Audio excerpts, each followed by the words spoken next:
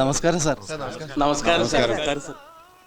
എന്താ എല്ലാവരും കൂടെ ഭണ്ണാരപ്പെട്ടിട്ട് ചുറ്റും നിൽക്കുന്നത്? കുറച്ച് നാളായി വല്ലാത്ത ധർമ്മസങ്കടത്തിലാ സാറ് ഞങ്ങള്. 4-5 മാസങ്ങളായി തുടങ്ങിയിട്ട് ഭണ്ണാരം എണ്ണാൻ തുറന്നാൽ നോട്ടൊന്നും കാണില്ല. 50-ന്റെയും 100-ന്റെയും 500-ന്റെയും നോട്ടുകൾ ഇട്ട പലരെയും ഞങ്ങൾക്കറിയാം. ഞങ്ങളിൽ പലരും ഇട്ടിട്ടുണ്ടേ, പക്ഷെ ഭണ്ഡാരം തുറന്നാ ഒന്നുമില്ല. എന്നാൽ ഭണ്ണാരം കുത്തിപ്പൊളിക്കുകയോ പൂട്ട് തുറക്കുകയോ ഒന്നും ചെയ്തിട്ടില്ല. പിന്നെ ഈ നോട്ടൊക്കെ എവിടെ പോയി? സാർ എന്തെങ്കിലും ഒരു പരിഹാരം പറഞ്ഞു തരണം. അതെ സാർ. പോലീസിൽ കംപ്ലൈന്റ് ചെയ്തില്ലേ? കംപ്ലൈന്റ് ചെയ്തു സാർ. പക്ഷെ ഒരു കാര്യം ഉണ്ടായില്ല. 3-4 പ്രാവശ്യം സംഘം ചേർന്ന് വന്ന് ചായയും മസാല ദോശയും വിഴുങ്ങി ബിൽസും വാങ്ങിച്ചു വലിച്ചിട്ട് പോവുകയും ചെയ്തു. ചുരുക്കി പറഞ്ഞ കമ്മിറ്റിക്കാർക്ക് 1,500 രൂപ നഷ്ടം. അതേ നടന്നുള്ളൂ. എന്തോ സംശയം തോന്നി ഒരു സാധുവിനെ കൊണ്ട് കുറെ ഇടിച്ചു. അതാ ഉണ്ടായത്.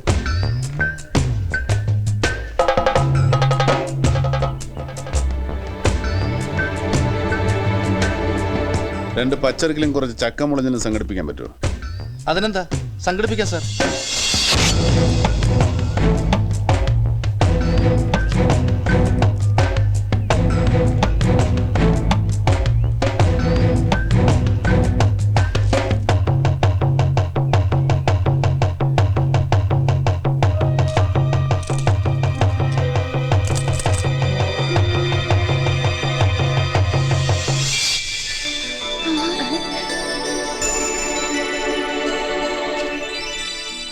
ഇപ്പൊ മനസ്സിലായില്ലേ യഥാർത്ഥത്തിൽ എന്താ സംഭവിച്ചെന്ന്? അത് ശരി. അപ്പൊ സാറായിരുന്നല്ലേ ഇത്?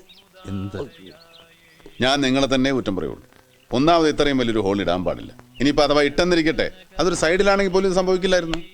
ഏതായാലും കള്ളൻ കപ്പലില്ലെങ്കിൽ കരയിൽ തന്നെ ഉണ്ടാവും. ഈ അമ്പലവും പരിസരവും നന്നായിട്ട് അറിയുന്ന ഒരാൾ ഒന്ന് അന്വേഷിച്ച് നോക്ക്.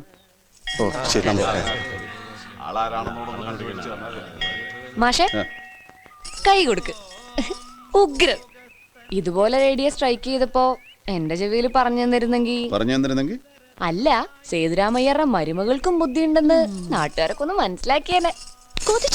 അങ്ങനെ ഇപ്പൊ ഷൈൻ ചെയ്യണ്ട കേട്ടോ. ഇറങ്ങട്ടെ. അപ്പാ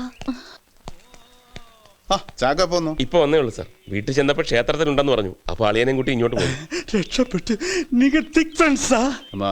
நான் என்னமோ நினைச்சேன். Nice to meet you.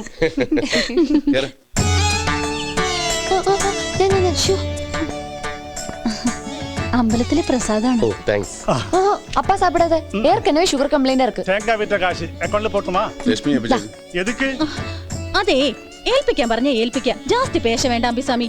കൊടുത്തേക്ക്. അവൾക്ക് എന്താ പ്രിന്ററോ മറ്റോ വാങ്ങിക്കാനാ? പ്രിന്ററാവത് മണ്ണാങ്കട്ടിയാവത് ഇരിക്കതേ പോതും അമ്മ. അപ്പോ വാങ്ങി തരില്ല. ആരുടെങ്കിലും കാല് പിടിച്ച് വാങ്ങിക്കാന്ന് വെച്ചാൽ അതിന് കൊടുക്ക്. കിട്ടണ കാശ് മുഴുവൻ ആനക്കാർക്കും മേളക്കാർക്കും കൊടുക്കാൻ ഒരു വിഷമമില്ല അപ്പാവക്ക്. അവളൊരു പ്രിന്റർ വാങ്ങുന്നതിലാ കുഴപ്പം. നീ ഒരുത്തനാക്കി പെങ്ങളെല്ലാം വഷളാക്കുന്നത്. ഇനി ഇവിടെ ഇന്നാലേ ബാങ്കിലിടാൻ പൈസ കാണത്തില്ല. ഞാൻ പോരേമ്മാ. ഉച്ചക്ക് സാപ്പാടുക്ക് മുന്നേ വരുമാ? സമയം ഇരുന്നാ വരും. ആമാ. പോണ വഴിക്കോ ഇടയ്ക്കോ ചെണ്ടയോ കണ്ട അതിന്റെ കൂടെ ലഞ്ച്. ഇപ്പൊ നമ്മുടെ ഫാമിലി ബാക്ക്ഗ്രൗണ്ട് ഏതാണെന്ന് മനസ്സിലായില്ലേ? അളിയൻ ബാങ്കിലോ മറ്റോ ആയിരുന്നല്ലോ. ഇപ്പോ? അതെ, ഇവിടെ അടുത്ത് ലോഡ് കൃഷ്ണ ബാങ്കിലായിരുന്നു. ഇടയ്ക്ക് പ്രൊമോഷനോട് നോർത്തിലേക്ക് ട്രാൻസ്ഫർ ആയി. പോയില്ല, BRS എടുത്തു. അതെന്ത്? അവിടെ ആനയും മേളവും പൂരമൊന്നും ഇല്ലല്ലോ, അത് തന്നെ കാരണം.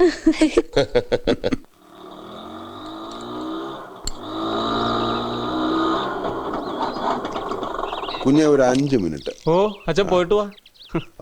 ആട്ടോക്കാരും നല്ല ഭാഷ പഠിച്ചു തുടങ്ങിയിരിക്കുന്നു. ദൈവത്തിന് സ്തുതി. ഇനി നാട് നന്നാവും. അച്ഛോ, അധികം താമസിച്ചായി എക്സ്ട്രാ ചാർജ് തരേണ്ടി വരും കേട്ടാ. അവസാനം കണാകൊണ വർത്താനം പറഞ്ഞാൽ കൊണം മാറുവേ. പറഞ്ഞത് തിരിച്ചെടുത്തു. ഈ പോക്ക് കണ്ടിട്ട് അത് വേണ്ടി വരുമെന്നാ തോന്നുന്നത്.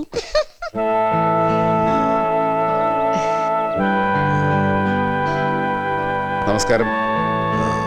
സേതുരാമയ്യ. അതെ, ഞാൻ ഫാദർ ഗോമസ്. കണ്ണൂർ ജയിലിൽ നിന്നാ വരുന്നത്. ജയിൽ പുള്ളിയൊന്നും അല്ല കേട്ടോ. പാപത്തെ വെറുക്കാനേ തമ്പുരാൻ പറഞ്ഞിട്ടുള്ളൂ, അല്ലാതെ പാപികളെ അല്ല.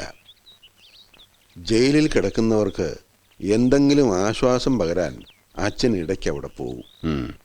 അച്ഛന് കുടിക്കാൻ എന്തെങ്കിലും? ഒന്നും വേണ്ട, ഞാൻ വന്ന കാര്യം പറയാം. ഈശോ അലക്സിനെ തൂക്കും മരത്തിൽ കയറ്റാൻ ഇനി ദിവസങ്ങളെ ബാക്കിയുള്ളൂ.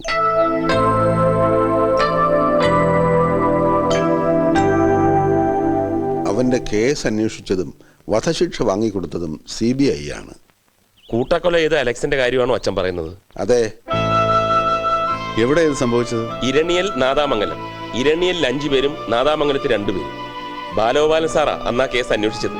ഞാനും ഉണ്ടായിരുന്നു അസിസ്റ്റ് ചെയ്യാൻ. അന്നത്തെ അലക്സ് അല്ല ഇന്ന്. ആളാകെ മാറി. മരണത്തെക്കുറിച്ച് ഇന്ന് യാതൊരു ഭയവും അവനില്ല. അവൻ തയ്യാറായി കഴിഞ്ഞു. പക്ഷേ അവനിപ്പോ വലിയൊരാഗ്രഹം ബാക്കി. താങ്കളെ ഒന്ന് നേരിൽ കാണണമെന്ന്. നിങ്ങളെ നേരിട്ട് അവന് പരിചയമില്ല. പക്ഷെ ഒരുപാട് കേട്ടിട്ടുണ്ട്. വലിയ ബഹുമാനവുമാണ്. ഈ അടുത്ത് ഏതെങ്കിലും കോളേജിൽ പോയിരുന്നോ? ഉവ്വ്, ഞാൻ പഠിച്ച കോളേജിന്റെ സെന്ററിന് സെലിബ്രേഷന് ഒരു സ്പീച്ച് ഉണ്ടായിരുന്നു. അതവൻ പത്രത്തിൽ കണ്ടു. അങ്ങനെയാ നിങ്ങൾ ഇവിടെ ഉള്ള കാര്യം അവൻ അറിഞ്ഞത്. നിങ്ങളെ ബുദ്ധിമുട്ടിക്കരുതെന്ന് കരുതി ഞാൻ അവനെ നിർബന്ധിച്ചു. പറയാനുള്ള കാര്യം എന്നോട് പറഞ്ഞാൽ പോരെ എന്ന്. അതിനവൻ പറഞ്ഞത് അച്ഛന് പോലീസിന്റെ പണി അറിയില്ലല്ലോ എന്നാ. മരണത്തിലേക്ക് നീങ്ങിക്കൊണ്ടിരിക്കുന്ന ഒരാളുടെ ആഗ്രഹം എന്തെങ്കിലും നിവൃത്തിയുണ്ടെങ്കിൽ അത് സാധിച്ചു കൊടുക്കണം. Please, it is his last wish.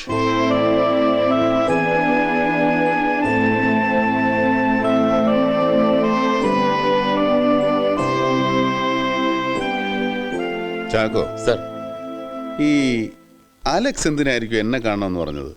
ഒരു പിടിയില്ല സർ. വളരെ ഏബിളായ ഓഫീസറാണ് Balagopal.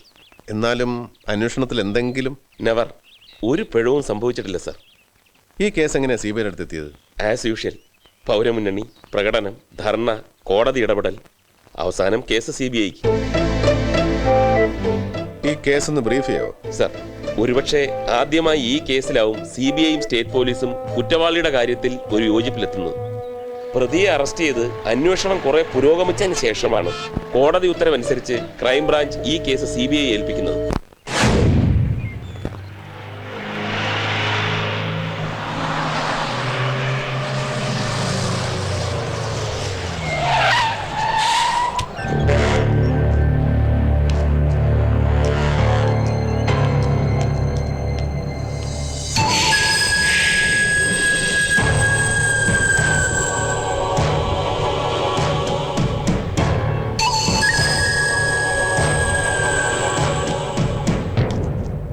I M Pavithran circle inspector crime branch.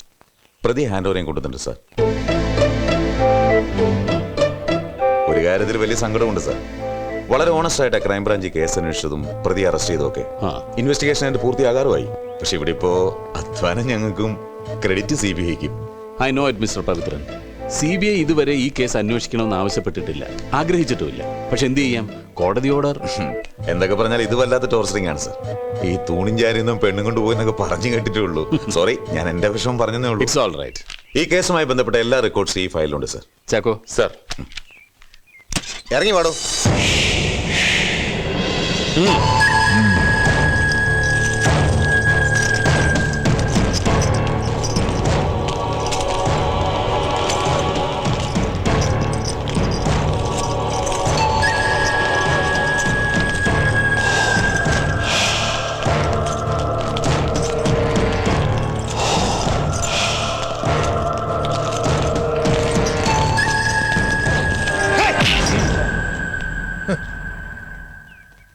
Sir,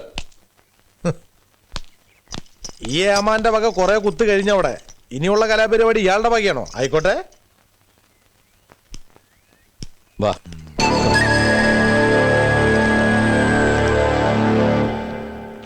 ഈ പോലീസ് പറയുന്ന പോലെ അലക്സ് 7 പേരെ ക്രൂരമായി കൂട്ടക്കൊല ചെയ്തു എന്നൊന്നും ഞങ്ങൾ ബ്ലാങ്കായിട്ട് വിശ്വസിക്കുന്നില്ല. അതുകൊണ്ട് തന്നെ ഒരു കുറ്റവാളിയോടല്ല ഞങ്ങളിപ്പോൾ സംസാരിക്കുന്നത്. നല്ല മാർക്കോടെ BA പാസ്സായി, തുടർന്ന് MAക്ക് ചേർന്നു. പക്ഷെ MA പാസ്സായില്ല. കാരണം മയക്കുമരുന്നിന് അടിമപ്പെട്ട് ഇടയ്ക്ക് വെച്ച് പഠിപ്പ് നിർത്തി.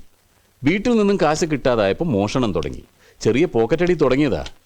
അത് പിന്നെ വലിയ കൊള്ളയിലും കൊലയിലും വരെ ചെന്നെത്തി എന്നൊക്കെയാണ് പോലീസ് എഴുതി പിടിപ്പിച്ചിരിക്കുന്നത്. ഇതിലൊക്കെ വല്ല വാസ്തവം ഉണ്ടോ അലക്സേ? അങ്ങനല്ല എന്ന് പറഞ്ഞ താൻ വിശ്വസിക്കോ? വേറൊരുത്തിനും കഴിവേറ്റം കിട്ടാതായിപ്പോ എല്ലാം കൂടി എന്റെ തലയെ കയറ്റിയതാ പൊന്ന. ഞങ്ങളത് ഇറക്കാൻ ശ്രമിക്കാം, പക്ഷെ ഇതാണ് സാറിനെങ്കിൽ നിന്നെ ഞാൻ. വേണ്ട ചാക്കോ.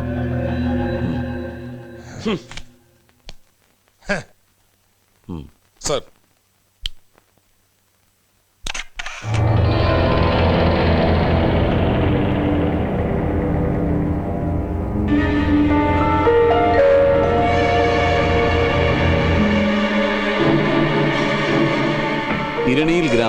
പ്ലാമൂട്ടിൽ വീട്. ഉടമസ്ഥൻ ലോനപ്പൻ. പാരമ്പര്യമായി വലിയ പണക്കാരൻ, ബിസിനസ്സുകാരൻ. പ്രൈവറ്റ് ഫൈനാൻസർ ആയതുകൊണ്ട് ധാരാളം പണം എപ്പോഴും വീട്ടിലുണ്ടാവും. ഇവിടെ ആകെ കൊല്ലപ്പെട്ടത് 5 പേര്. എനിക്കറിയില്ല. ലോനപ്പൻ 53 വയസ്സ്.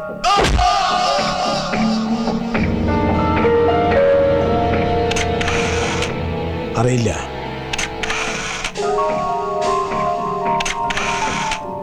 മറിയാമ്മ, ലോനപ്പന്റെ ഭാര്യ.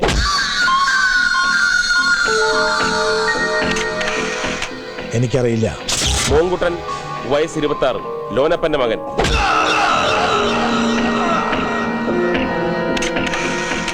അറിയില്ല.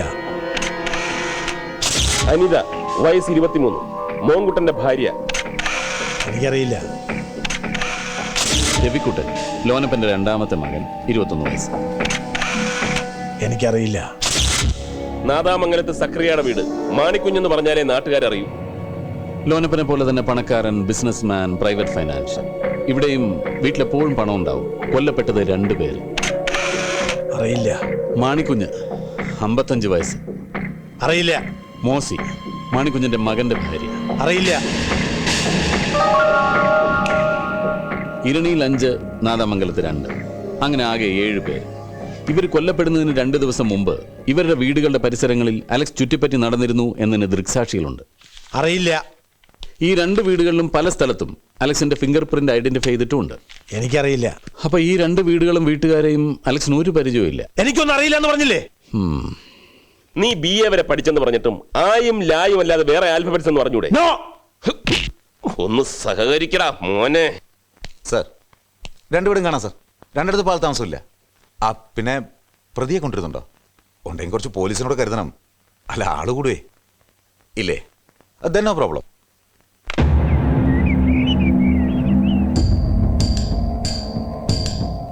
സാർ, ഇവിടെയാണ് ലോനപ്പന്റെ ബോഡി കിടന്നത്.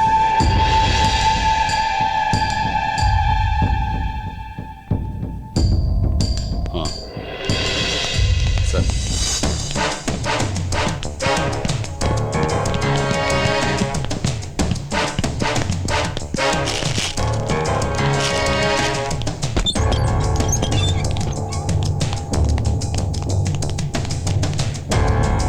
ഇവിടെ മൂത്ത മകൻ മോഹൻകുട്ടൻ. അടുത്ത ആ മുറിയിൽ.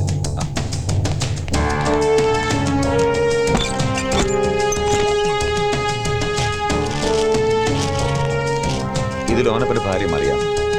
സാർ, അടുത്ത അവിടെ. ഇവിടെ 2ാമത്തെ മകൻ രവിക്കുട്ടൻ.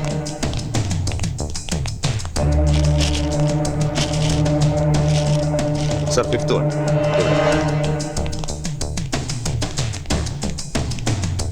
ഇത് മൂത്ത മകന്റെ ഭാര്യ അനിത.